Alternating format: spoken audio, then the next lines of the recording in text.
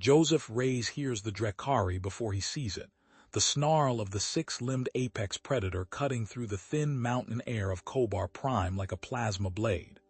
Around him, the blue-skinned Kobali researchers freeze, their silver hair shimmering with static electricity, a biological response to extreme fear among their species. Evacuate. Now. The command comes from Sela, the lead Kobali scientist, her multifaceted eyes wide as she backs toward the research outpost's exit. It's a full-grown male. We cannot survive this.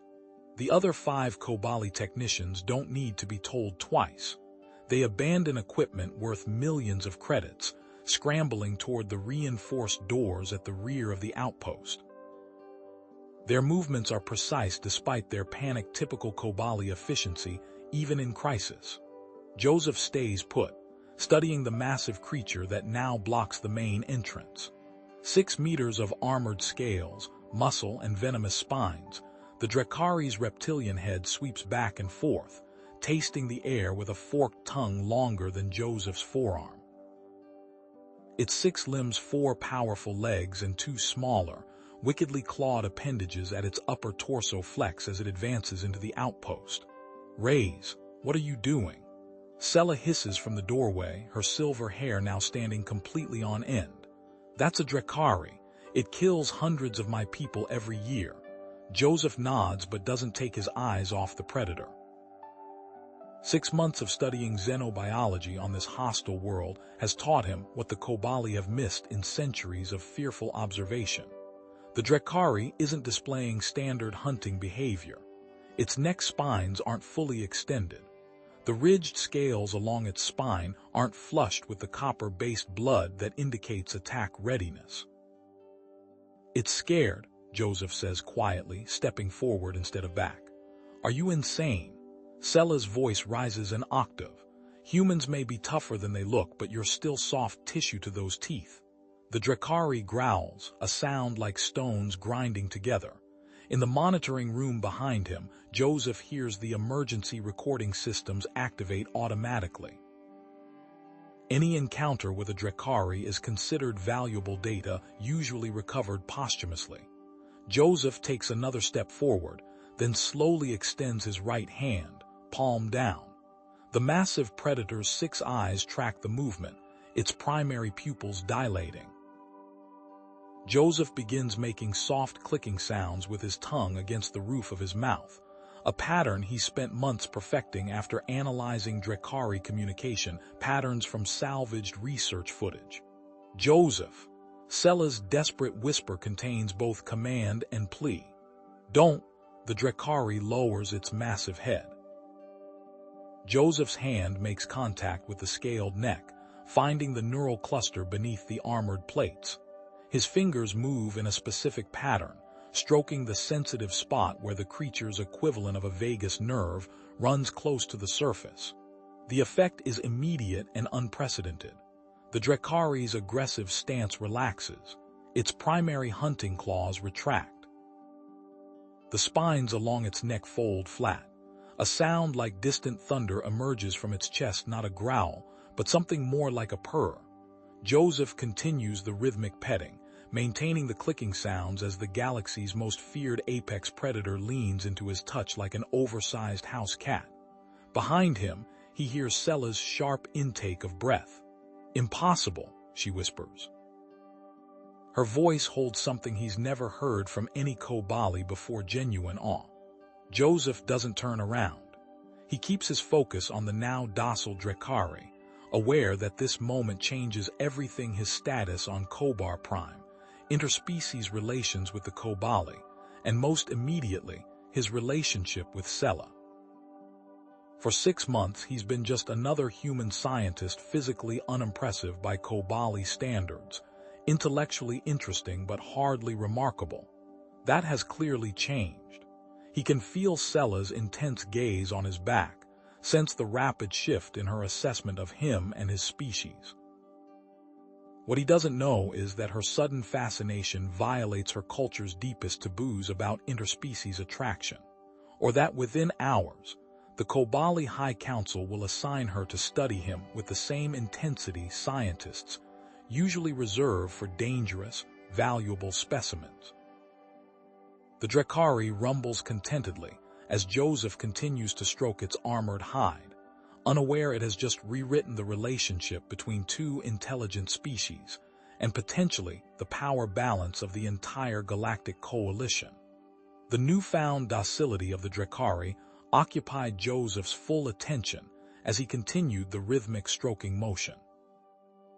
Occasionally, he adjusted the pattern and pressure of his fingers against the neural cluster, observing how different combinations elicited varying responses from the massive predator. Each reaction contradicted centuries of Kobali knowledge about these creatures. 6 meters of apex predator, Joseph murmured, reduced to this by understanding their biology rather than fearing it.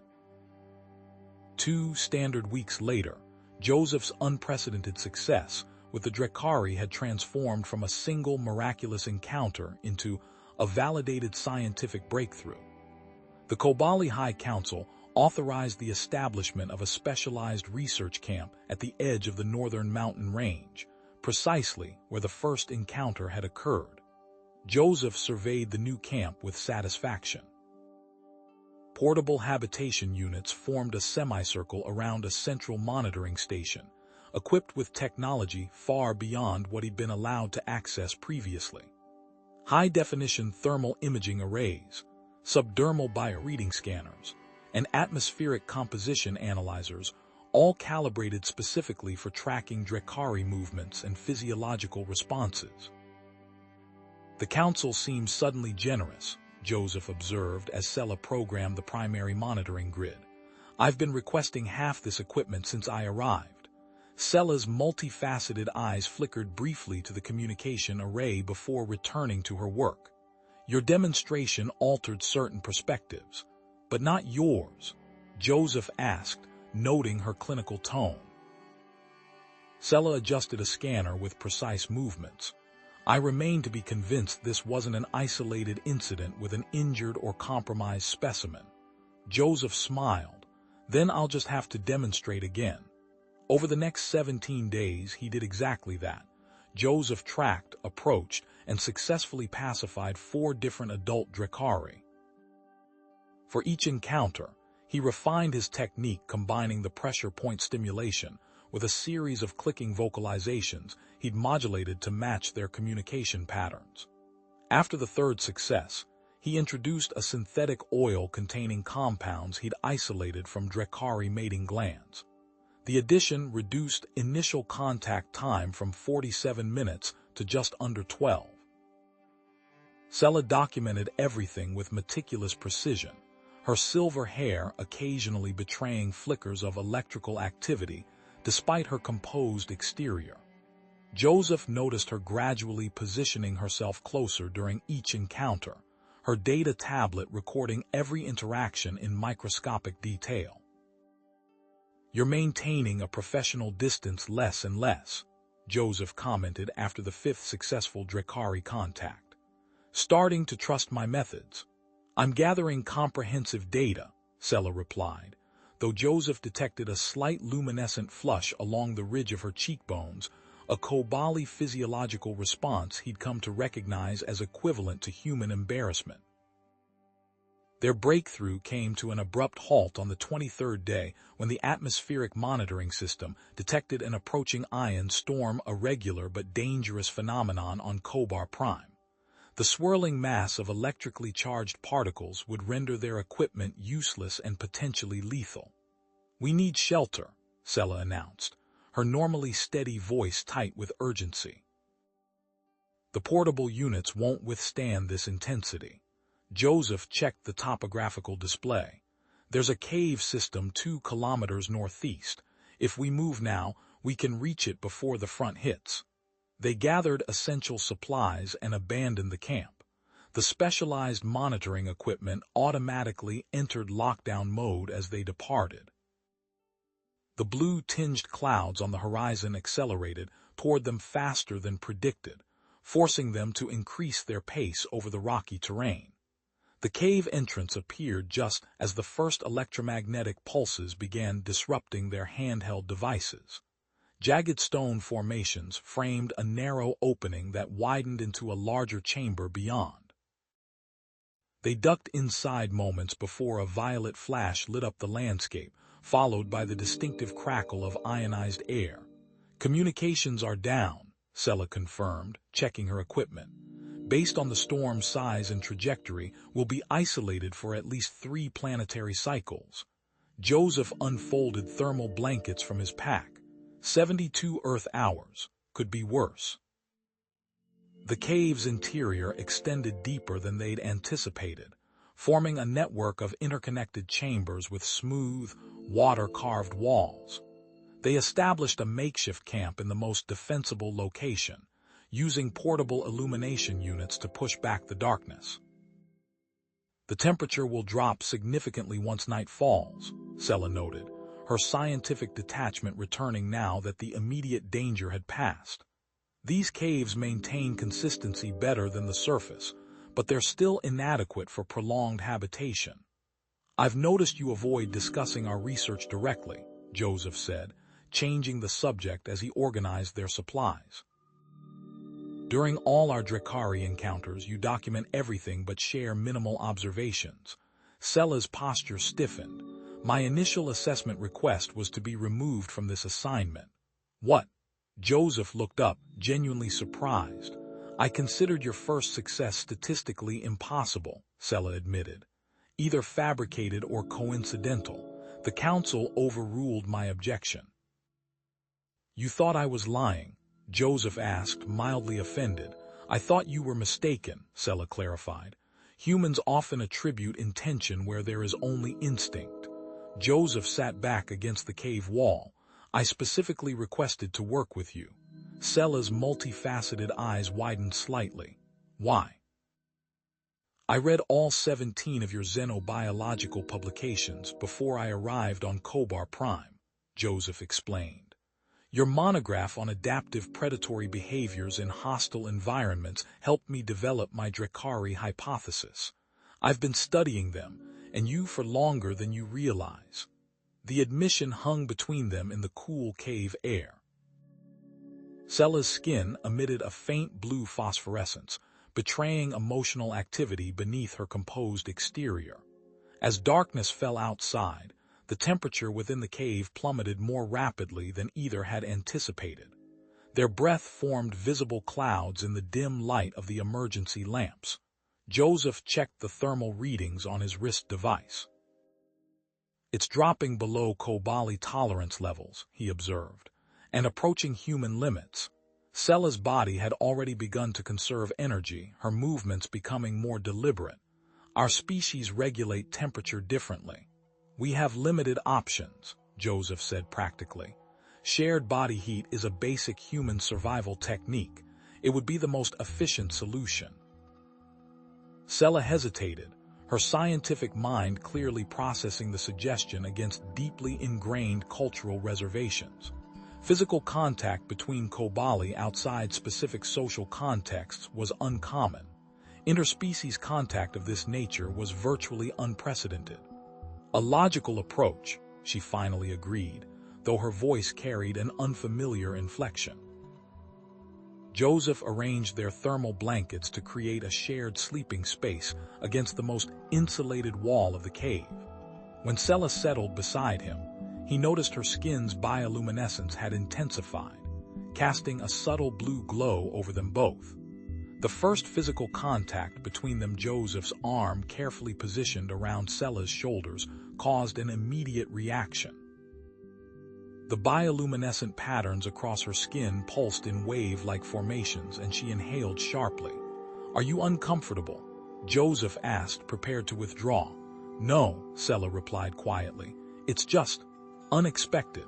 Kobali physiology includes sensory receptors that are rarely activated. The sensation is unfamiliar."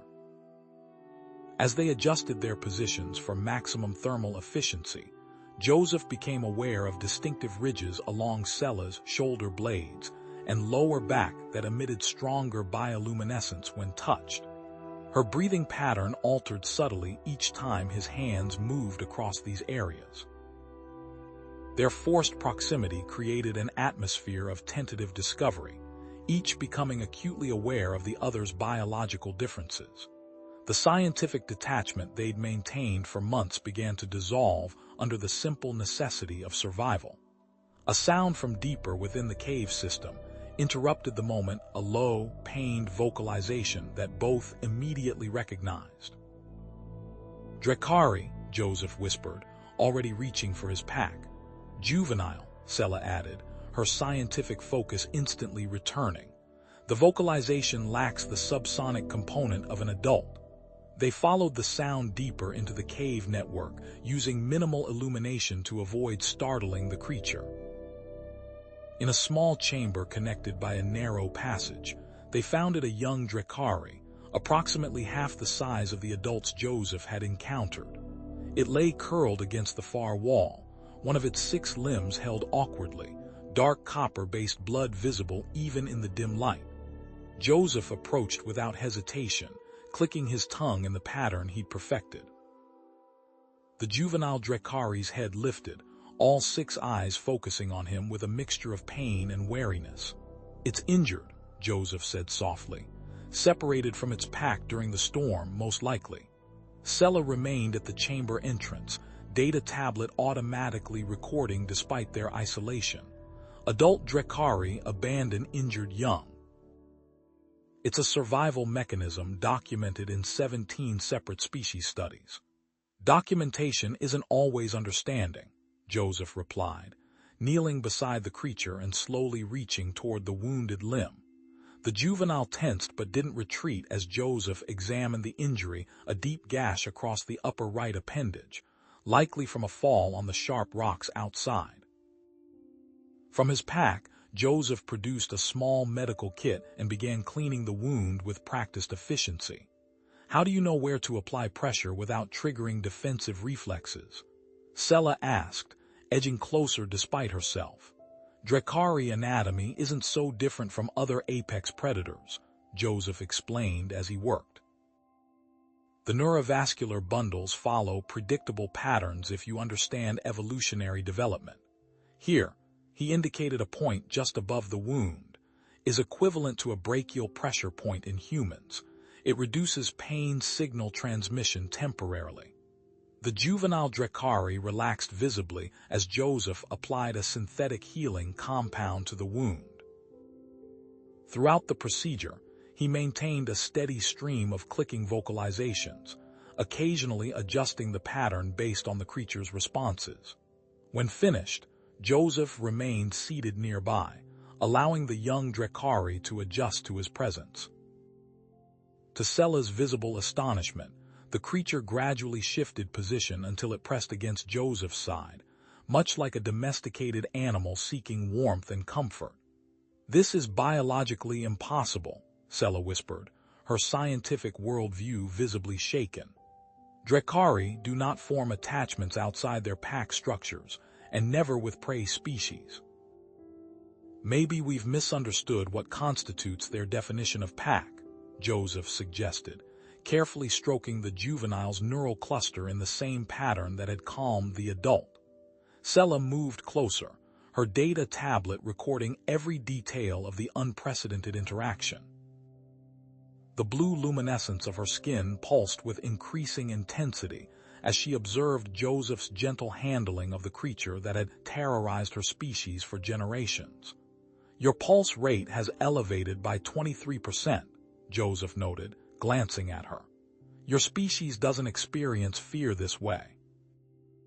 "It's not fear," Sela admitted, her multifaceted eyes fixed on his hands as they moved across the Drekari's scaled hide.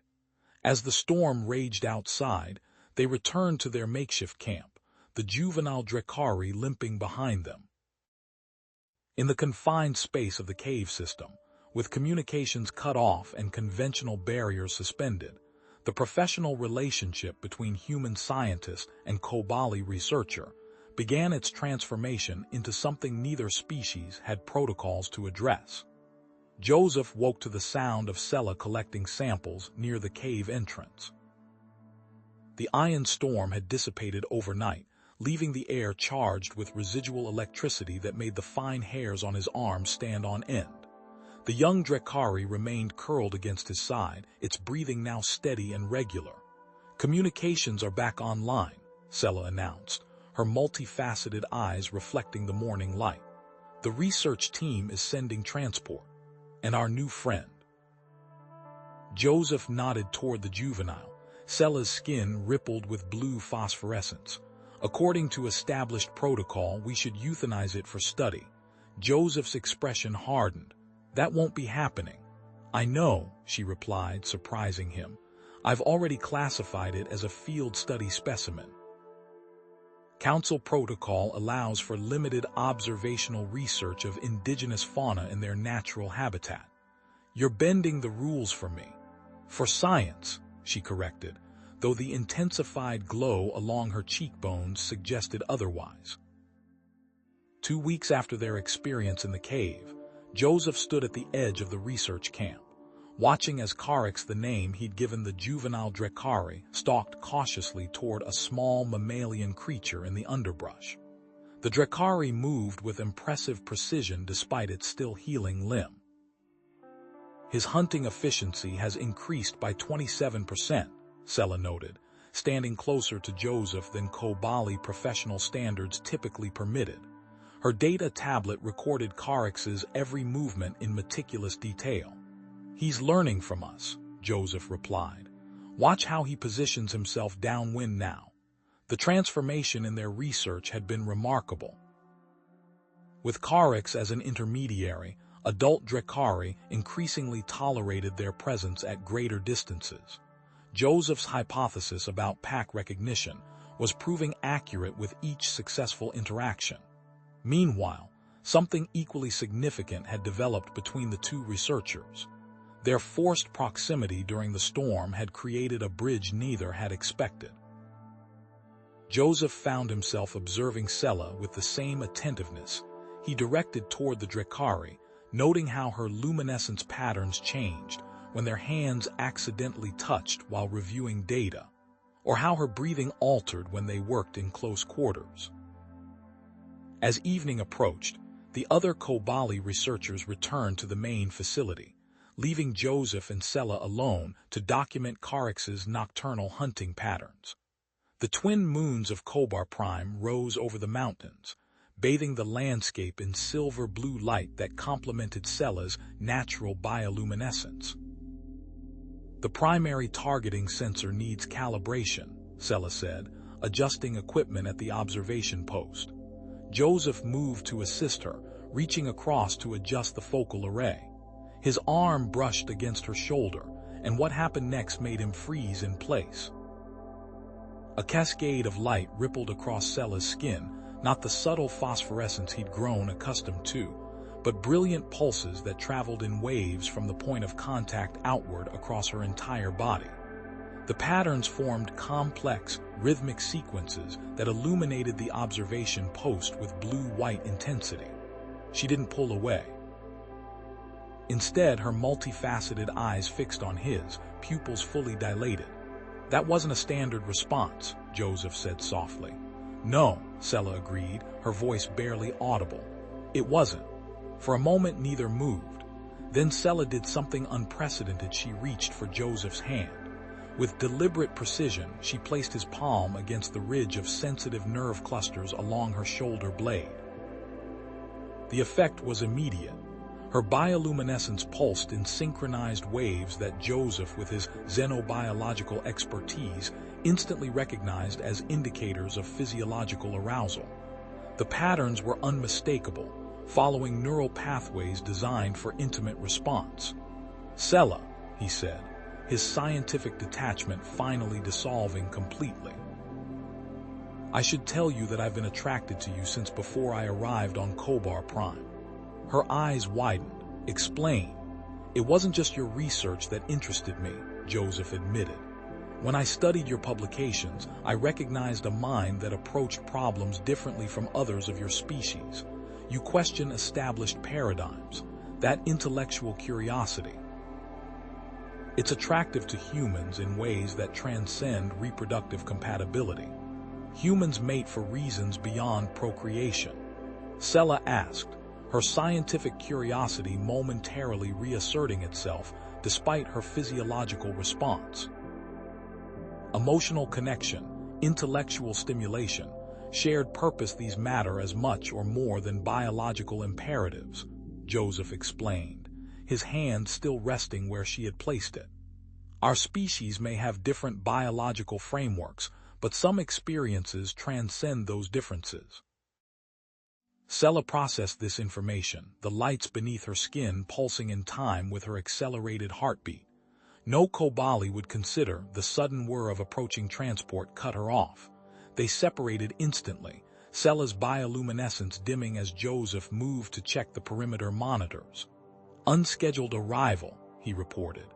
Security clearance, military administration. Mastel emerged from the transport, his angular features set in the rigid formality typical of Kobali military. His scanner swept the observation post as he approached. Researcher Sella, he acknowledged with minimal courtesy. Human Joseph, Council Member Vicker requires immediate data verification regarding your Drekari observations. Joseph noted how Mastel's scanner lingered on Sella's still fading bioluminescence, then on the readout of Joseph's elevated heart rate. The Council has convened an emergency session, Mastel continued. Researcher Sella will return to the capital immediately. The human will remain here under observation until further notice. On what grounds?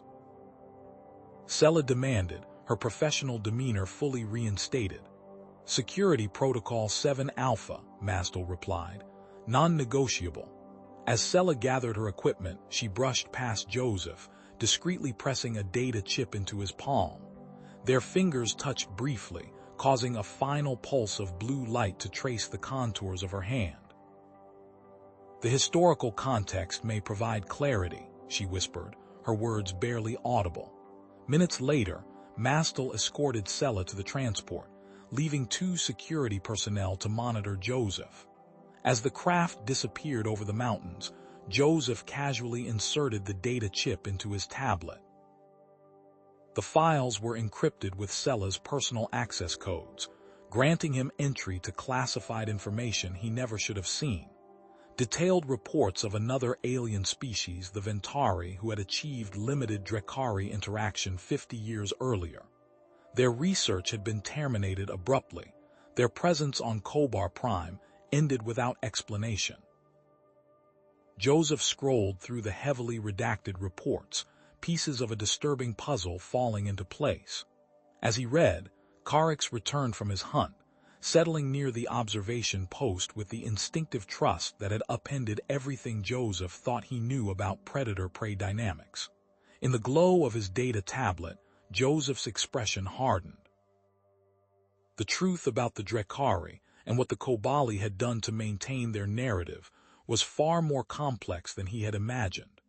And now, with Sella summoned to the capital and clear evidence of their growing connection documented by Mastel, the stakes had become personal in ways that extended beyond scientific discovery. He looked up at the twin moons of Kobar Prime, knowing that somewhere in the capital, Sella faced questioning that would test her loyalty to her species against her commitment to scientific truth, and to whatever had begun between them in that cave 2 weeks ago. Joseph stared at the data on his tablet long into the night, processing its implications. The Ventari reports contained detailed observations of Drekari pack behavior and rudimentary communication patterns data that directly contradicted the official Kobali position that the creatures were mindless predators. More disturbing were the final entries, which documented the abrupt termination of the Ventari research team after they had begun establishing trust relationships with several Drekari groups. Carix shifted beside him, the juvenile's neural clusters pulsing with a rhythmic pattern Joseph had come to recognize as contentment. The contrast between the creature's actual behavior and the Kobali military's characterization couldn't be more stark.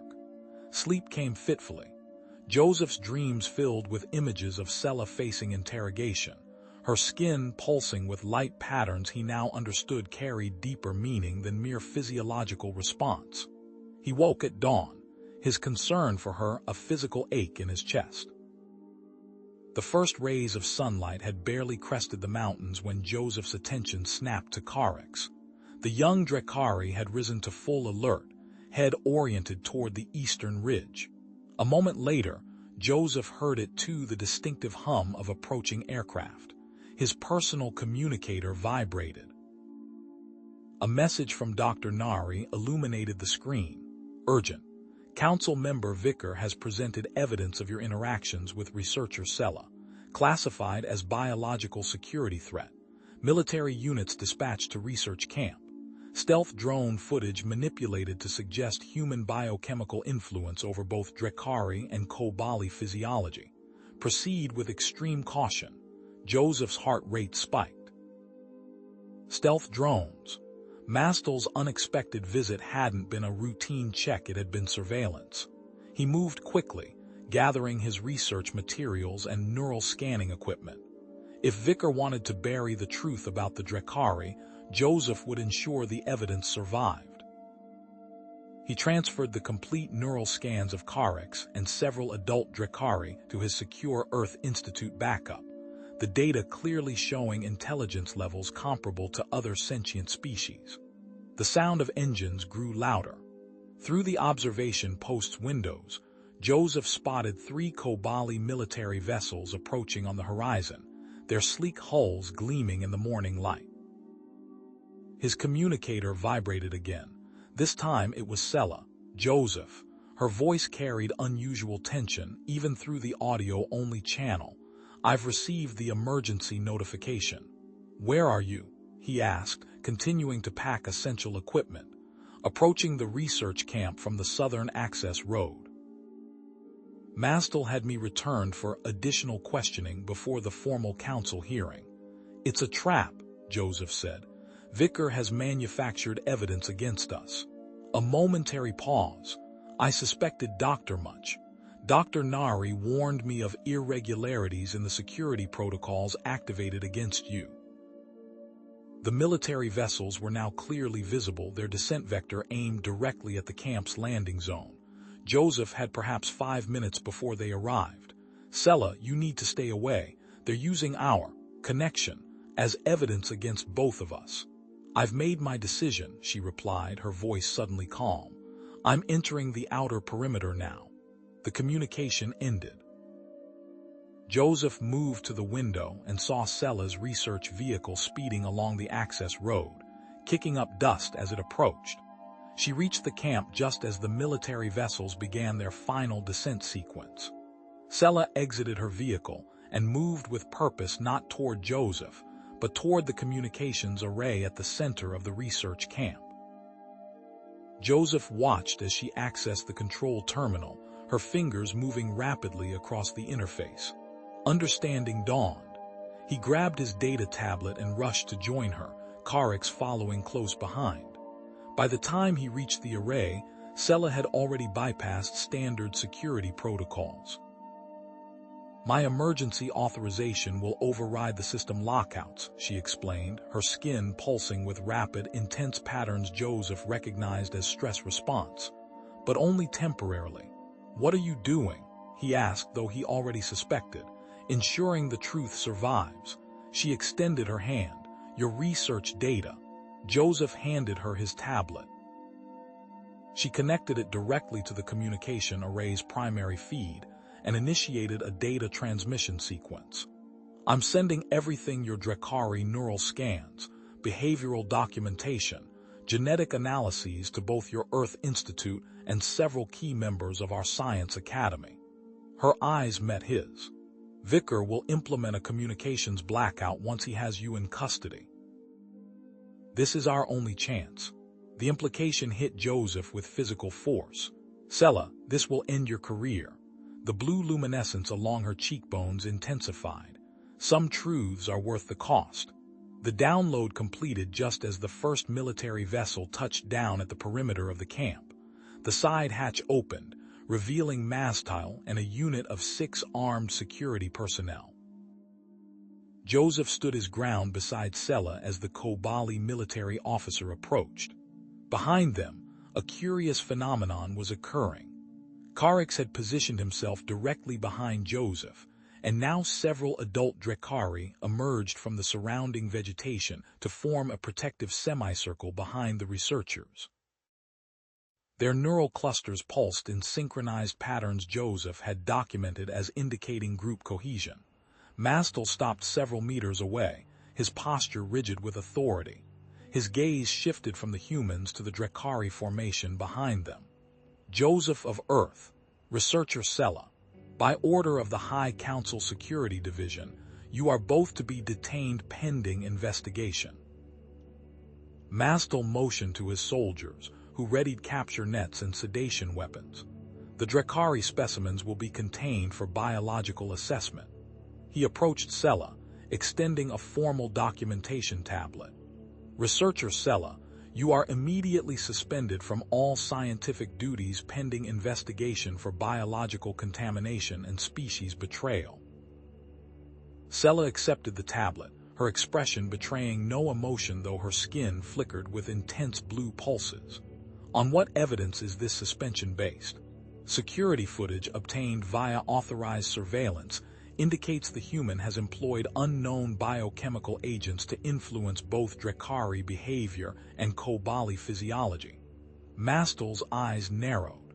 Specifically yours, researcher. The soldiers began to advance, weapons raised.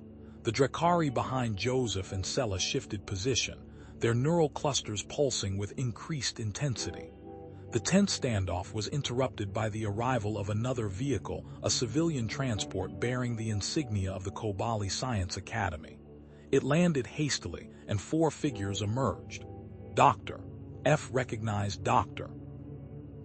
Nari, her tall, slender form unmistakable even at a distance. She was accompanied by 3 elderly Kobali wearing the formal attire of Academy leadership. Stand DRWN. Commander Mastel, Dr. Nari called as she approached. As Chief Medical Officer, I invoke Biological Assessment Protocol 5 Delta. No action may be taken against potentially significant biological specimens until formal field examination has been conducted. Mastel's expression tightened. These are security matters outside your jurist Dr. Ion Doctor. On the contrary, Dr. Nari produced an official authentication tablet. Biological assessment outranks security concerns under Kobali Scientific Charter, Section 12.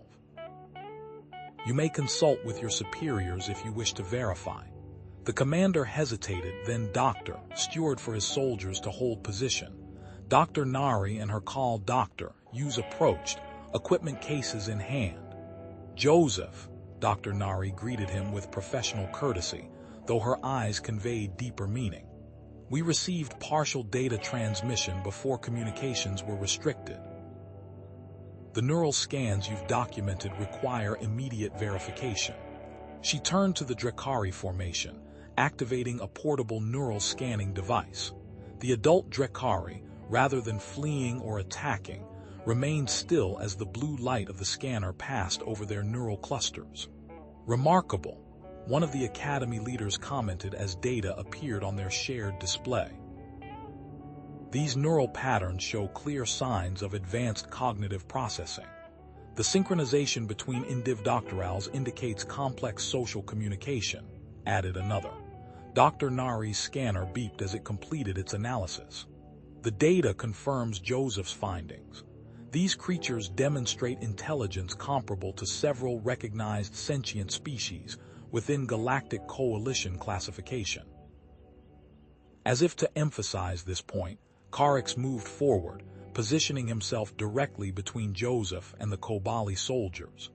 The juvenile's posture was not aggressive but clearly protective. Mastel's communication device activated with an urgent signal. His expression shifted from confidence to concern as he reviewed the incoming message.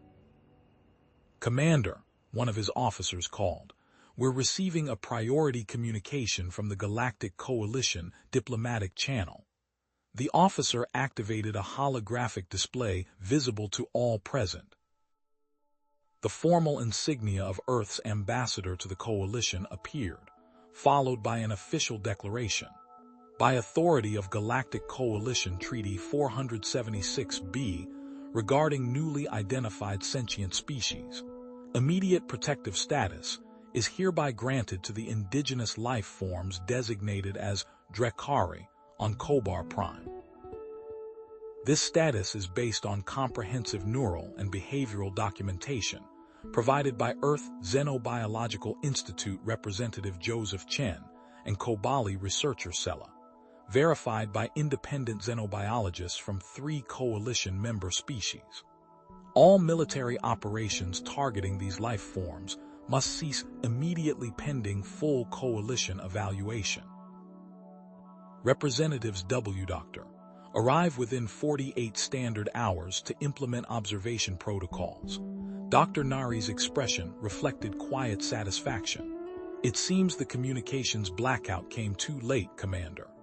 The tense silence that followed was broken by the arrival of a 4th vessel, smaller and more ornate than the military craft. It bore the insignia of the Kobali High Council. Vicar, Sela whispered, her bioluminescence dimming noticeably. The vessel landed and Council Member Vicar emerged, his angular features set in cold fury. He approached the gathering, flanked by 2 personal security officers. "This farce ends now," he announced. "Commander, arrest the human immediately for biological terrorism against the Kobali state." Mastel hesitated. "Sir, the Coalition Protective Order applies only to the Drekari," Vicar snapped. "The human remains under our jurisdiction for crimes against Kobali security." As the soldiers moved to comply, Sela stepped directly between them and Joseph. Her skin blazed with blue-white light of unprecedented intensity. "You will not touch him," she stated, her voice carrying formal authority despite her suspended status. Vicar's expression shifted to one of calculated satisfaction. "I anticipated your biological compromise, researcher Sela." He produced a data tablet and activated it. "Genetic testing from your medical examination reveals anomalous DNA sequences consistent with human cellular material. You have committed the crime of genetic contamination, the most SDRRE violation of Kobali biological law." Gasps emerged from several observers. Dr. Nari stepped forward, her scientific demeanor maintaining professional calm despite the accusation. "Council member, such contamination would be biologically impossible without specific medical intervention," she stated. "The human and Kobali genetic structures are fundamentally incompatible. Yet the evidence exists," Vicar countered. "Perhaps yo doctor would explain the hormone supplements you provided to researcher Sela, doctor." Before Dr. Nari could respond, movement from the Drekari group caught everyone's attention. Karix had stepped forward, approaching Vicar directly. The council member instinctively reached for his weapon, but the juvenile Drekari made no aggressive move. Instead, Karix performed a series of precise gestures, movements Joseph had been documenting for days. The creature's neural doctor stirs pulsed in patterns that corresponded to specific tonal communications Joseph had recorded. "Doctor." Nari quickly activated her scanner, focusing it on Karix's neural activity. "These are intentional communication patterns," she announced, allowing her colleagues to view the data. "Not random behavior or aggression responses. The neural activity shows clear purpose and meaning." The Drekari continued its display as the assembled Kobali watched in stunned silence. Even Vicar seemed momentarily at a loss. Recovering his composure, the council member made a final attempt to assert control. "Regardless of these developments, both the human and researcher Sela are to be detained for unorthodox genetic experimentation. Security, take them into custody." As the soldiers reluctantly moved to comply, Dr. Nari stepped forward once more. Before you proceed, council member, there is one final matter of significant biological importance that must be addressed. She activated her medical scanner and directed it towards Sela. The hormone supplements I provided to researcher Sela were not merely for. She paused delicately. Compatibility enhancement. They were part of a decades-long research project investigating theoretical cellular bridges between human and Kobali genetic structures. The scanner completed its analysis, projecting results visible to all present. Dr. Nari's expression reflected scientific wonder as she reviewed the data. What previously seemed biologically impossible has occurred, she announced. Human and Kobali genetic material has successfully integrated at the cellular level within researcher Sela's reproductive system. Sela's entire body flashed with liant light, her multifaceted eyes widening in shock. "That's not possible," she whispered. "The evidence suggests otherwise," Dr. Nari replied gently. "You are carrying what appears to be the first viable human Kobali conception in recorded Dr. Ori." The revelation sent visible shock through the assembled Kobali. Joseph moved to Sela's side, supporting her as the implications of Dr. Nari's announcement registered. "This changes everything," one of the academy leaders stated, stepping forward.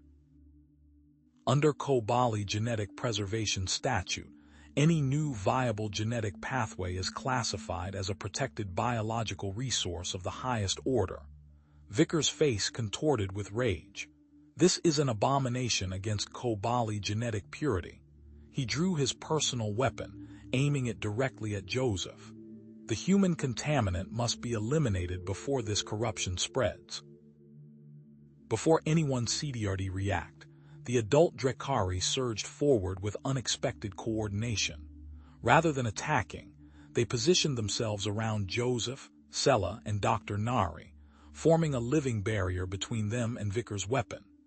This unprecedented protective behavior from creatures long characterized as mindless predators caused even Vickers' loyal officers to hesitate. Mastel stared at the Drekari formation, then at Vickers' weapon, and made a decision that would alter his career trajectory forever. "Stand down, all personnel," he ordered, stepping away from Vicker. "In light of the Coalition Protective Order and the biological significance of these developments, I cannot in good conscience support military action at this time." Vicker found himself suddenly isolated, his authority undermined by the collective weight of scientific evidence and the visible reality before them. His weapon remained pointed at Joseph, but his hand had begun to tremble. A holographic projection materialized in the center of the gathering. The full Kobali High Council had convened an emergency session, their collective presence projected from the capital. "Council Member Vicker," the chief counselor's voice resonated with formal authority. "Lower your weapon immediately. This situation has escalated beyond your individual authority and requires full council adjudication." As the confrontation de-escalated into tense political negotiation, Joseph remained by Sela's side, one hand resting protectively on her shoulder. Her skin pulsed with patterns of light he had never seen before. Colors shift from blue to violet to something entirely new. "Did you know this was possible?" he asked quietly. "No," she replied, her voice barely audible. "I believe Dr. Nari's supplements were merely to facilitate compatible biochemical responses for research purposes." Her multifaceted eyes met his. "I never imagined." Karix returned to their side, pressing against Joseph's leg in what he now understood as a gesture of pack inclusion. The juvenile's neural clusters pulsed in patterns that mirrored Sela's bioluminescence, creating an unexpected visual harmony between species previously considered fundamentally opposed.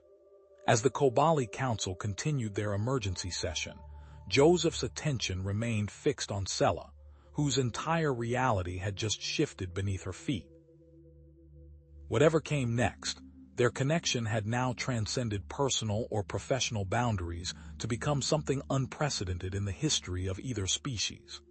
The sun climbed higher over the research camp as three species, human, Kobali, and Drekari, stood together in an arrangement no one could have predicted, awaiting decisions that would reshape their shared future on Kobar Prime. The confrontation at the research camp marked only the beginning of a transformation that would reshape three species' futures. 3 months later, Joseph stood at the curved viewport of the specialized medical facility at the Kobali Science Academy, watching the twin moons rise over the distant mountain peaks. The circular structure of gleaming blue metal had become his home, their home, nestled between jagged mountain ranges on the outskirts of the Kobali capital city. He turned as the door panel slid open with a soft "Dr. Is." Sela entered, her skin emitting a subtle glow that had become permanent in recent weeks. She moved with the careful grace that her changing physiology demanded. "Doctor Nari wants to perform another scan sequence," she said, her multifaceted eyes reflecting the moonlight. "She's the doctor, seated new cellular developments." Joseph crossed to her side, noticing the darker blue patterns on her forearms where his hands most frequently rested. The bonding markers, as Dr. Nari had named them, mapped the history of their physical contact in permanent biological record. "How are you feeling?" he asked, placing his hand over one such mark. "The pressure in my lower abdomen has increased," she replied, her skin brightening where he touched her, "and the movements have become more coordinated." They walked together through the curved corridor toward the medical chamber. Karix, who had appointed himself their permanent escort, fell into step beside them. The juvenile Drekari had grown significantly over the past months, his neural clusters now pulsing with patterns Joseph had learned to interpret with increasing accuracy. "He's saying the other Drekari families have completed their patrol circuit," Joseph translated. "No disruptions detected near the perimeter." Sela's skin flickered in a pattern of acknowledgement, one of many Kobali expressions Doctor taught Joseph to recognize. The exchange represented their daily reality, a continuous three-species communication flow that existed nowhere else in known space. In the medical chamber, Dr. Nari waited doctor with her specialized equipment. The room, originally designed for Kobali medical procedures, now contained an array of modified human medical devices and custom hybrid technology. "Right on time," Dr. Nari said, gesturing to the examination platform. "Today's scan will focus on neural development. The latest readings have shown some fascinating patterns." Sela positioned herself on the platform as Joseph took his usual place beside her. Karix settled into a watching position near the door, his neural clusters dimming to minimize interference with the scanning equipment. The holographic display activated above Sela's abdomen, revealing the developing fetus in extraordinary detail. Dr. Osif still found himself awestruck by the image, clearly humanoid in basic structure, but with the distinctive Kobali pattern, receptive skin, and neural formations unlike either parent species. "Remarkable," Dr. Nari murmured as she adjusted the settings. "The fetal neural pathways are developing at an accelerated rate. See these formations here." She highlighted a section of the brain scan. The connectivity patterns combine human neuroplasticity with Kobali multi-processing structures. JDRPH studied the image. "What does that mean for cognitive development?" "Potentially enhanced learning capabilities, improved sensory processing, possibly even abilities neither of your species possess individually." Dr. Nari captured the data before continuing. "I've also detected something unusual in the skin formation." She enhanced the image, focusing on the fetus's developing epidermal layer. "The bioluminescent cells are forming response patterns that mirror Sela's, but with cellular receptors structurally similar. Dr. Human tactile neurons. In theory, this could create a completely new form of sensory communication." Sella's skin brightened with interest as she viewed the scan. The patterns they're responding Dr. External stimuli already. Dr. Nari nodded. Watch this. She directed a focused sound wave at a specific frequency towards Sella's abdomen. The fetal bioluminescent cells pulsed in a distinct pattern. Audio-visual synesthetic response, Dr. Nari explained. Doctor, your child may perceive sound as light patterns or possibly develop other cross-sensory capabilities. Joseph felt a wave of protective concern. Are these developments dangerous? For either of them. Not dangerous, but certainly demanding, Dr. Nari replied. Sella's body is adapting remarkably well, but the accelerated development timeline means we need continue the supplementation protocol.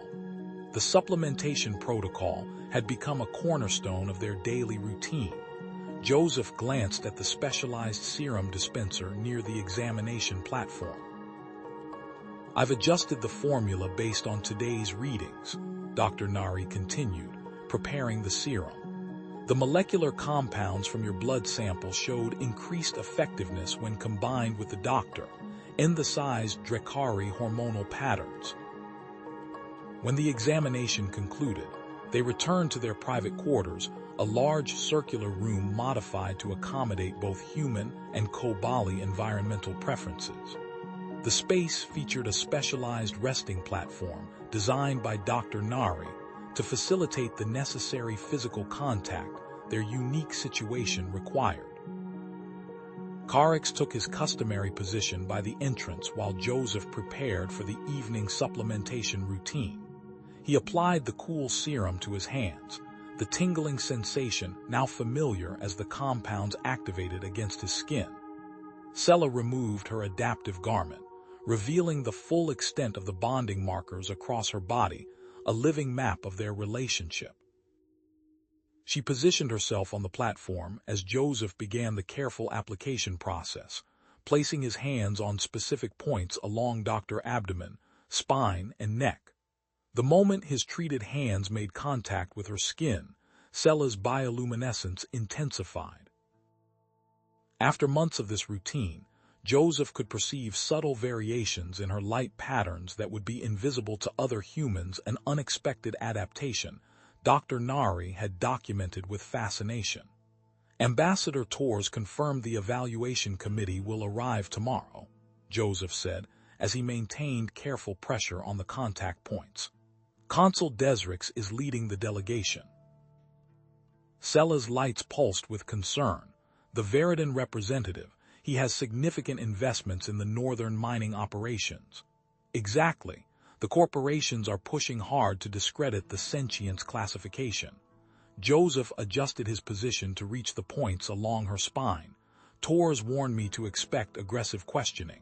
You've compiled extensive evidence, Sella reminded him. And Carix has exceeded all communication benchmarks. At the sound of his name, Carix's neural clusters brightened. He had developed an uncanny ability to recognize when they were discussing him. The committee isn't interested in evidence, Joseph replied. They want access to the mineral deposits in Drekari territory. He completed the first cycle of application and moved to the secondary contact points. The demonstration will need to be irrefutable. As they discussed preparations for the evaluation, Sella suddenly stiffened, her entire body flaring with intense light. Joseph immediately recognized the pattern, not pain, but significant internal activity. What is it? He asked, maintaining the critical contact points despite his concern. Movement, she replied, her voice tinged with wonder. Different from before, more purposeful. Joseph felt it then, a distinct pattern against his palm pressure points. Doctor seemed to follow the movement of his hand. The sensation sent a wave of emotion through him that reflected instantly in Sella's bioluminescence, creating a feedback loop between them. I believe our child is responding directly to your presence, she said softly. The neural connection Dr. Nari detected appears to be strengthening. They completed the supplementation protocol in contemplative silence, both processing the implications of this development. When the required time had elapsed, Joseph carefully removed his hands and cleansed them in the specialized solution beside the platform. Sella remained on the resting surface, her skin continuing to emit a soft glow where his hands had been. The bonding markers had deepened slightly, a biological record of this evening's connection. Later, as Kobar Prime's shorter night cycle progressed, Joseph received a secure communication from Ambassador Torres. The message was brief but concerning. Intelligence reports indicated increased activity among Vickers' supporters. The genetic purists had scheduled a demonstration near the SC Doctor, C Academy for the following day, coinciding with the evaluation committee's arrival. Joseph encrypted his response confirming receipt of the warning and added additional security protocols to their quarters before joining Sella in rest. As he settled beside her, careful to maintain the position's doctor, Nari had prescribed for optimal biological exchange. He noticed Carix had moved closer to the entrance, his posture alert rather than restful. The Drekari understood far more than anyone had initially believed possible.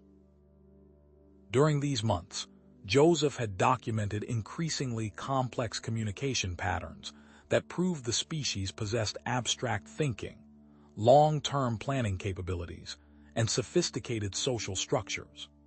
Tomorrow's demonstration would make this evidence official in Galactic Coalition records, assuming the committee could be convinced to acknowledge the truth before them. In the darkness, Sella's skin pulsed with the rhythmic patterns that had become her sleep signature. Joseph traced the edge of one bonding marker on her shoulder, and her bioluminescence responded to his touch with a wave of subtle color shifts. Beyond their window, the Kobar Prime night was alive with distant sounds of the planet's complex ecosystem. Somewhere out there, Drekari family groups maintained vigilant patrols around the facility perimeter, a protective barrier no one could have anticipated 3 months ago. Joseph's thoughts turned to the evaluation tomorrow and all that hinged on its outcome. The political pressure, corporate interests, and scientific skepticism created a formidable wall of opposition. Yet as he felt another distinct movement beneath his hand where it rested on Sella's abdomen, he was reminded of what truly mattered in this unprecedented situation. 3 species' futures had become inexorably intertwined on this remote world. Whatever challenges awaited tomorrow, that connection had already changed everything. History had already changed the course of their lives forever. Joseph awoke to a sudden spike in luminescence from Sella's skin. The entire room glowed with a pulsating blue light he'd never witnessed before, even ADRR months of studying her bioluminescent patterns. Sella. He propped himself up, instantly alert. What's happening? She sat upright, both hands pressed against her abdomen. The pressure, it's different, more intense. A wave of light rippled across her body. I believe the birth process has begun, but Dr. Nari scheduled Dr. Roaster for this afternoon. Joseph checked the time. We're still 6 hours early. I don't think our child consulted the schedule, Sella replied, her voice steady despite another wave of luminescence washing over her skin. Joseph activated the medical alert system while helping Sella to her feet. Within seconds, Dr. Nari's voice came through the comm. I'm monitoring the by-doctor, trick readings. Bring her to the medical chamber immediately. Carix was already alert at the door, his neural clusters pulsing rapidly. Joseph recognized the pattern concern mixed with protective instinct. The Drekari moved ahead of them, Doctor, their path through the corridor. By the time they reached the medical chamber, Dr. Nari had assembled her team. Medical staff moved with practiced efficiency, transforming the space into a delivery room while monitoring equipment tracked Sella's rapidly changing vital signs. The contractions have accelerated beyond our projections, Doctor. Nari announced, studying the readouts.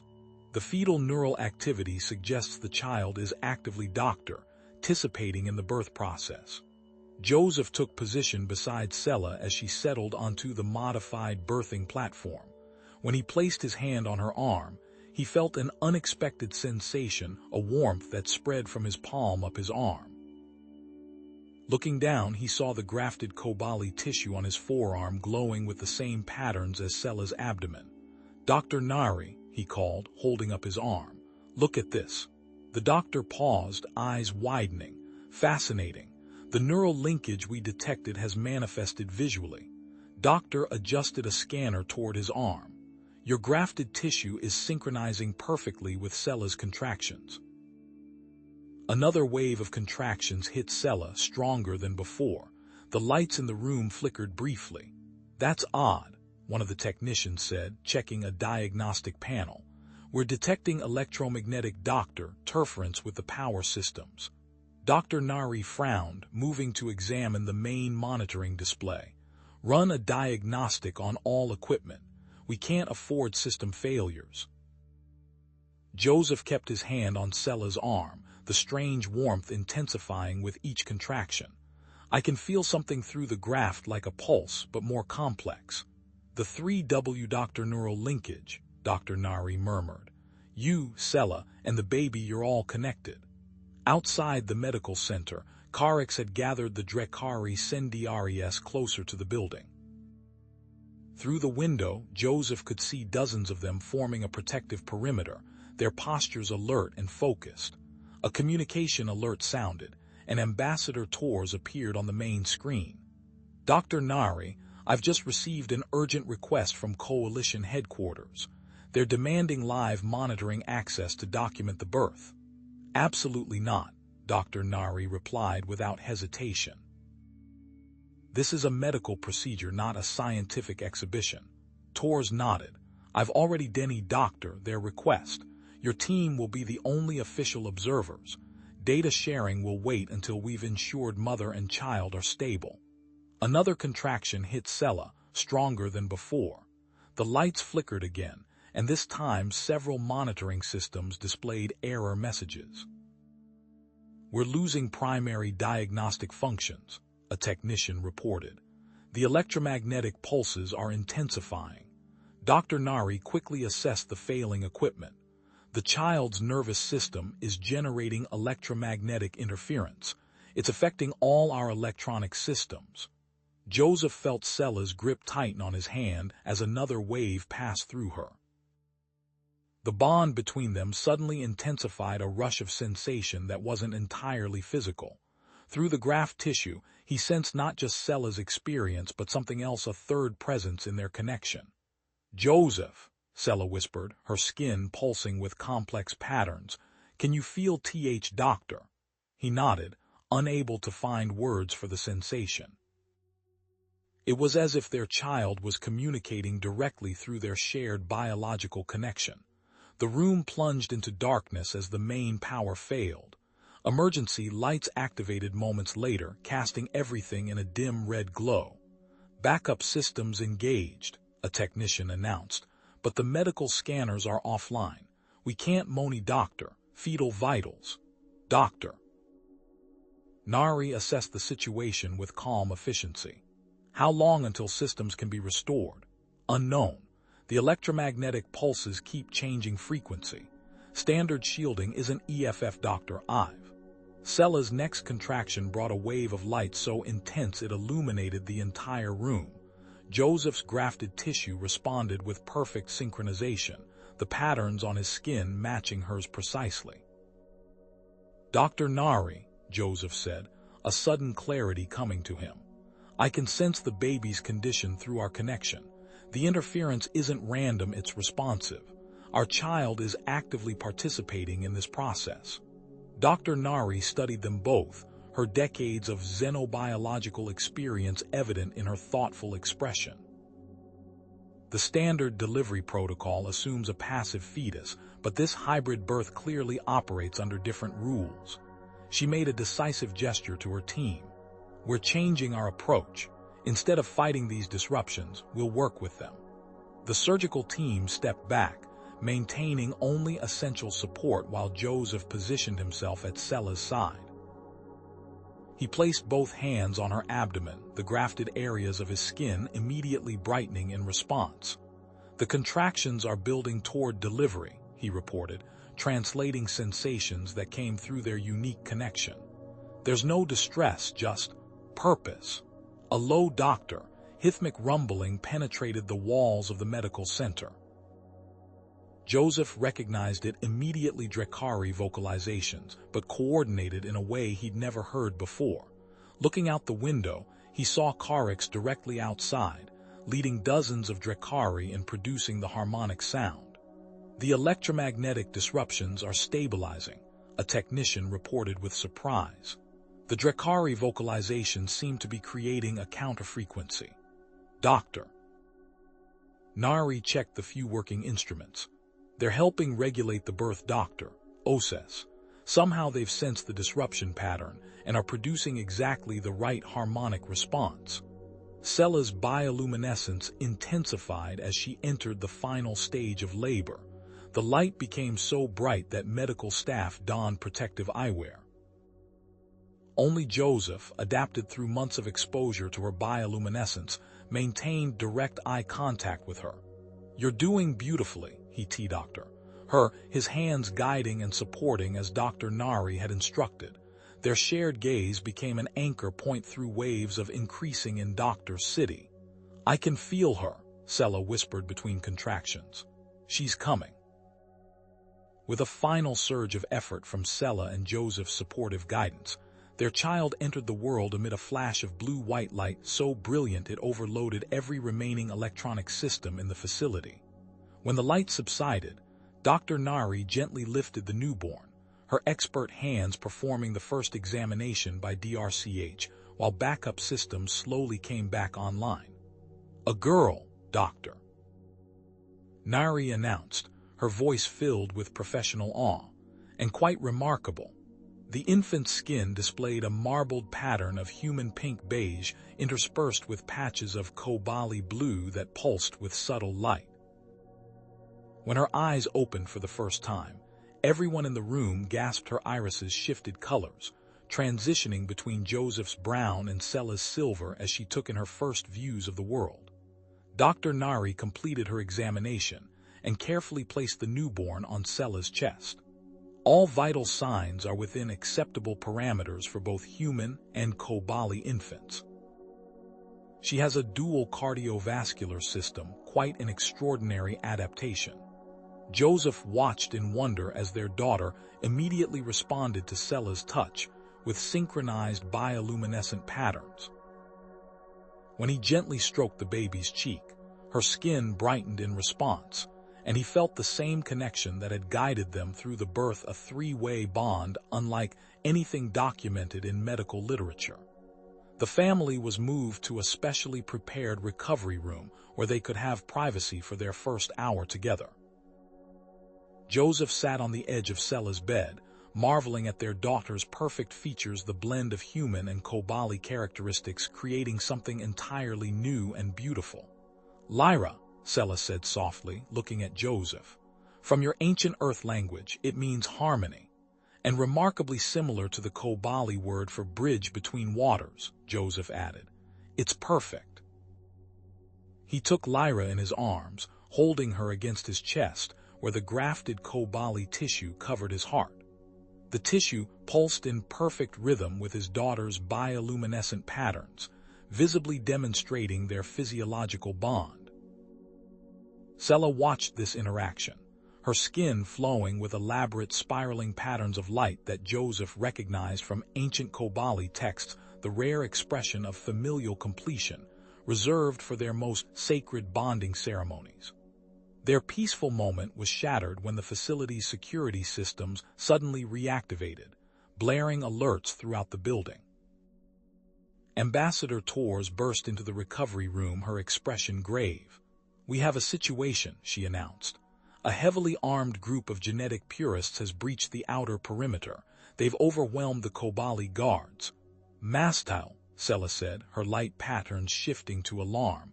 Torres nodded. "Intelligence confirms he's leading them. They're moving toward the medical center now." "Evacuation ships," Joseph asked, cradling Lyra protectively. 20 minutes out at minimum, Tors replied. We need to move you to a secure location immediately. Joseph looked down at Lyra, then at Sella, who was still recovering from the birth. An idea formed born from months of research and his unique connection to this world. No, he said firmly. We don't run. Joseph moved to the window, Lyra still cradled in one arm. Outside, he could see Carix and the other Drakari still positioned around the building, alert to the approaching danger. Taking a deep breath, Joseph emitted a specific vocalization pattern he developed during his research, a high-pitched sequence of clicks and whistles that carried across the facility grounds. The response was immediate. Carix and dozens of adult Drakari shifted from their sentry positions into active defensive formation, moving to intercept the approaching genetic purists visible at the edge of the compound. What did you just do? Tors asked, watching the Drakari move with coordinated precision. I asked for help, Joseph replied simply, returning to Sella's side. And they understood.